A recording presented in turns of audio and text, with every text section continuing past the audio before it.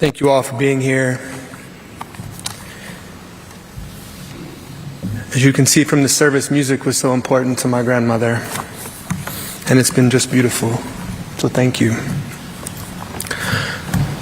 Governor and First Lady Kemp, thank you. Senators Warnock and Ossoff, thank you. Congress people, Mayor Dickens, thank you all. And again, a special thank you, Secretary Clinton, Mrs. Bush, Mrs. Obama, Mrs. Trump, and Dr. Biden. Thank you all for coming and acknowledging this remarkable sisterhood that you share with my grandmother. And thank you all for your leadership that you provided for our country and the world. Secretary Clinton and Dr. Biden, we also welcome your lovely husbands.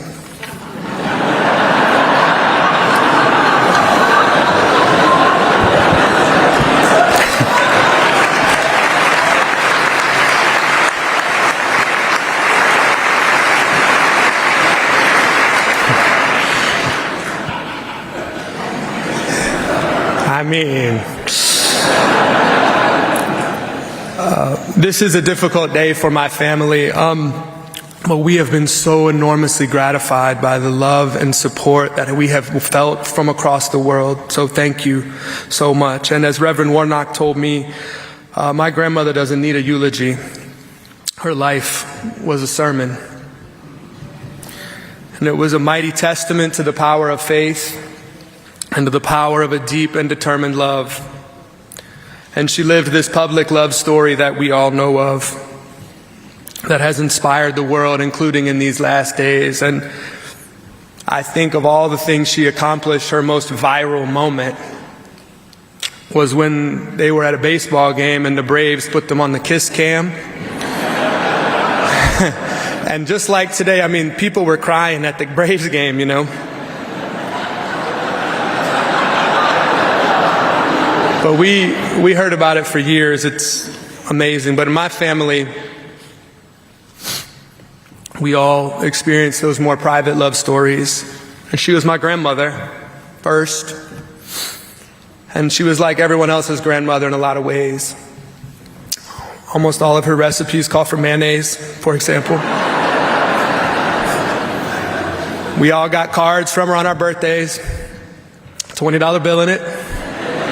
When I was 45, $20 bill. It's like, and she was so down to earth, y'all. It was amazing. And one of the stories we've been talking about in my family these last few days is we were on a family trip and we were on a flight on Delta from here to somewhere, and we were all sitting in the back of the airplane together, and it took off, and we looked over, my grandmother took out this Tupperware of pimento cheese and this loaf of bread, and she just started making sandwiches. And she gave it to all of us grandkids and everyone else, and then she just started giving them to other people on the plane. And people were sitting there like, Rosalynn Carter just made me this sandwich, you know? And they couldn't believe it, but she loved people. And she was a cool grandma. She was cool, like, she did Tai Chi with this sword. And if you want to see a 5-year-old boy be excited, they would come back, Dad, you know Mom Carter has a sword, you know? She once told me about this trip, Papa, that y'all took to Havana in the 50s. She said y'all went down there for the night and you didn't get a hotel room. And I said, what'd you do? And she looked at me like, we danced. And we slept on the plane.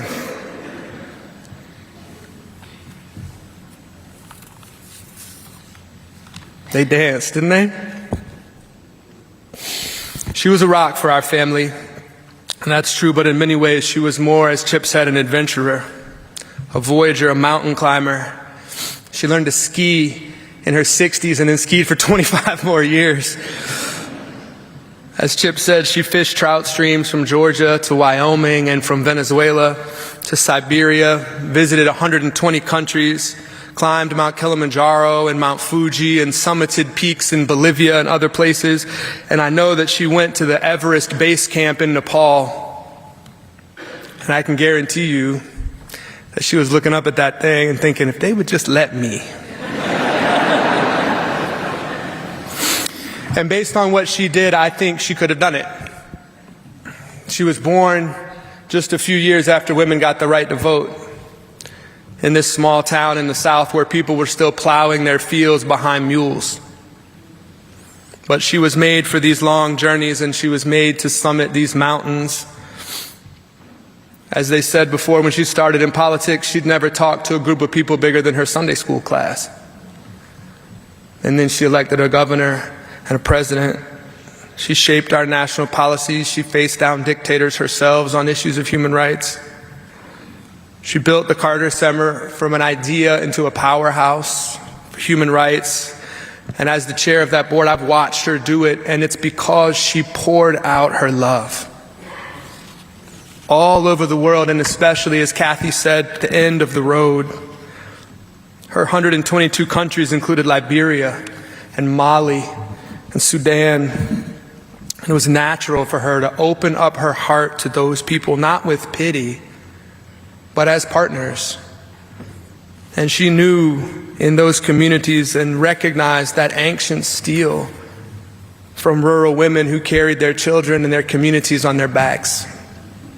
Whether they're from a 600-person town in South Georgia or South Sudan. As the song says, she knew what comes back when you give your love away. And for my grandmother, what came back was this unshakable strength and this powerful faith, and not just an abiding love, but a fierce, determined, adventurous love that sustained her on all of these long journeys. Journeys like Kathy mentioned of her guinea worm eradication, which has taken almost 40 years. But the Carter Center's unwavering efforts and their powerful partners in these tiny villages took a disease that affected 3.5 million people every year in the poorest parts of the world.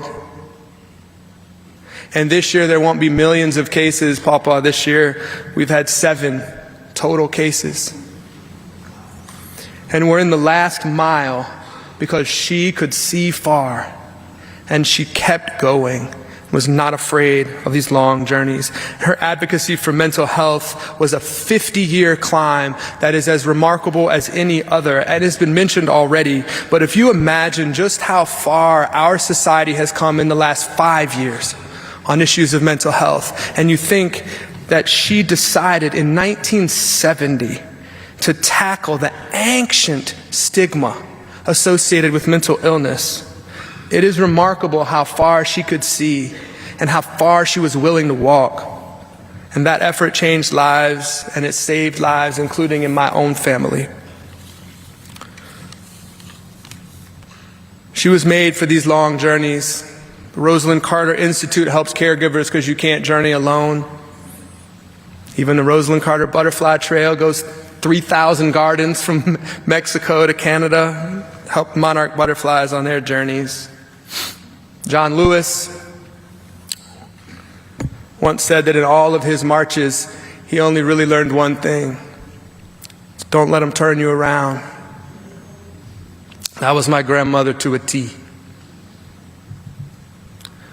One of my last memories of her was in a hospital. We were there for my grandfather, but she had her own physical limitations that made it hard for her to walk. She had to practice. She was ready to go for one of these walks, and she picked up this cane, and I looked at the cane. She looked at me and she said, "You know, it's not a cane." And she said, "It's a trekking pole." She said, "It's the exact same kind that those women use when they go to the South Pole."